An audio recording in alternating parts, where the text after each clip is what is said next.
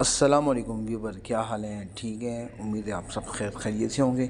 आज मैं कंपनी गाड़ी की दूसरी कंपनी को ट्रांसफ़र करने का तरीका बताऊंगा। तवज्जो के साथ डॉक्यूमेंट्स पहले देखें।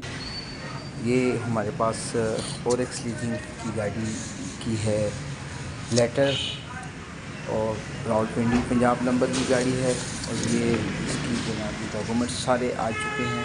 ये स्मार्ट लिंकिंग के नाम करनी है। इन दोनों कंपनियों के लेटर एक दूसरे को दिए हुए हैं, और इसलिए ये इजाज़तनामा है कि स्मार्ट लिंकिंग के नाम गाड़ी ट्रांसफ़र कर सकता है। ये रजिस्ट्रेशन बुक है RLD और 12 सफिंगर। ये इसके कापी के स्पेसेस में से हैं। Engine, chassis number, model, LTV Rawalpindi से सिग्नेचर हुए हैं। नंबर प्लेट इसकी इशू हुई। अब सबसे पहले आपने ओरेक्स लीजिंग को एक्साइज डिपार्टमेंट जो आपके नज़दीक तरीन है वहाँ पर लेके जाना है। वहाँ पर कलर से इसकी फीडिंग करवानी है।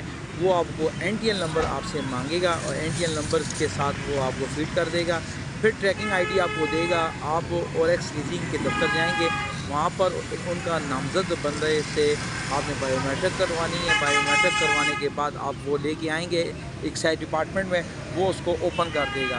फिर इसी तरह आपने अगली स्मार्ट लिंकिंग के नाम ट्रांसफ़र करवानी है, और उनका भी नामजद बंदा बायोमेट्रिक करेगा।